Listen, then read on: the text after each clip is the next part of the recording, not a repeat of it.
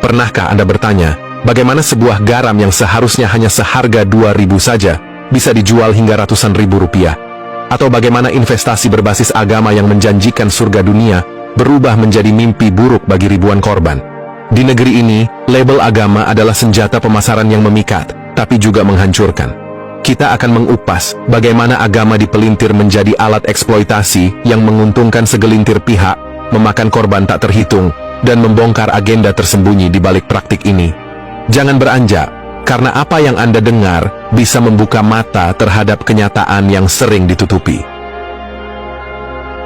Assalamualaikum warahmatullahi wabarakatuh. Agama memainkan peran sentral dalam kehidupan masyarakat Indonesia. Namun, dalam beberapa dekade terakhir, agama tidak hanya menjadi sarana spiritual, tetapi juga ladang komersial yang subur. Fenomena jualan agama telah melibatkan berbagai produk dan jasa yang menjanjikan solusi instan untuk kebutuhan spiritual atau duniawi. Mulai dari air doa hingga investasi berbasis syariah, praktik ini terus berkembang dan memengaruhi masyarakat dari berbagai lapisan. Mengapa hal ini terjadi dan bagaimana dampaknya terhadap sosial, ekonomi, serta agama itu sendiri?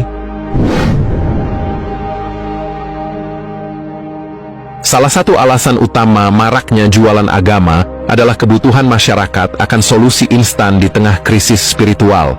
Ketika individu menghadapi tekanan hidup seperti masalah ekonomi, konflik keluarga, atau tantangan kesehatan, mereka sering mencari jawaban cepat yang dianggap ampuh.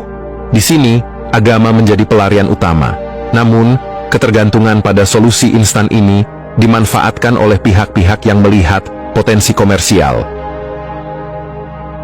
Produk seperti air doa atau garam ruqyah menjadi contoh nyata. Garam yang awalnya berharga kisaran 2.000 per bungkus bisa dijual hingga ratusan ribu rupiah setelah diberi label ruqyah dan didoakan. Fenomena ini tidak lepas dari rendahnya literasi agama sebagian masyarakat.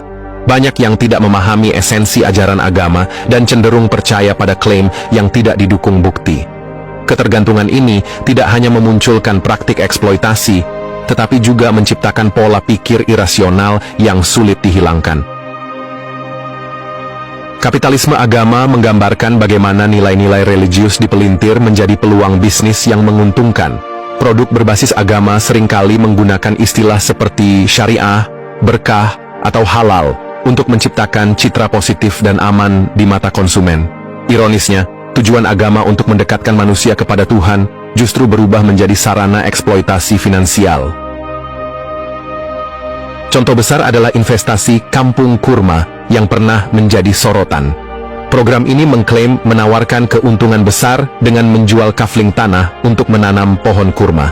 Namun, janji keuntungan puluhan juta per tahun yang mereka tawarkan ternyata palsu. Dengan total kerugian mencapai 333 miliar rupiah, kasus ini menunjukkan bagaimana agama dijadikan alat legitimasi untuk menipu masyarakat. Ketergantungan masyarakat pada otoritas agama yang terlibat dalam promosi produk ini memperburuk situasi. Praktik jualan agama memiliki dampak yang luas, baik secara sosial maupun ekonomi. Secara sosial, masyarakat menjadi lebih rentan terhadap penipuan. Ketergantungan pada solusi berbasis agama membuat banyak orang mengabaikan cara-cara rasional dalam menyelesaikan masalah. Secara ekonomi, fenomena ini menciptakan pengeluaran besar-besaran dari masyarakat kelas bawah untuk produk-produk yang sebenarnya tidak memiliki nilai intrinsik tinggi. Lebih dari itu, kapitalisme agama menciptakan ketimpangan ekonomi yang signifikan. Sementara segelintir pihak meraup keuntungan besar, sebagian masyarakat justru terjebak dalam kemiskinan karena terus mengeluarkan uang untuk produk-produk yang tidak relevan dengan kebutuhan mereka. Hal ini menunjukkan bahwa kapitalisme agama tidak hanya merugikan individu, tetapi juga memperburuk kondisi ekonomi nasional. Fenomena jualan agama lebih menonjol di daerah-daerah dengan tingkat pendidikan rendah. Minimnya edukasi membuat masyarakat di wilayah ini lebih mudah percaya pada klaim yang tidak masuk akal. Selain itu, lemahnya regulasi memperparah situasi. Banyak produk berbasis agama berada dalam area abu-abu hukum sehingga sulit untuk diawasi atau ditindak. Regulasi yang jelas seharusnya dapat melindungi masyarakat dari eksploitasi. Namun, pemerintah seringkali enggan mengambil tindakan tegas karena takut dianggap mencampuri urusan agama.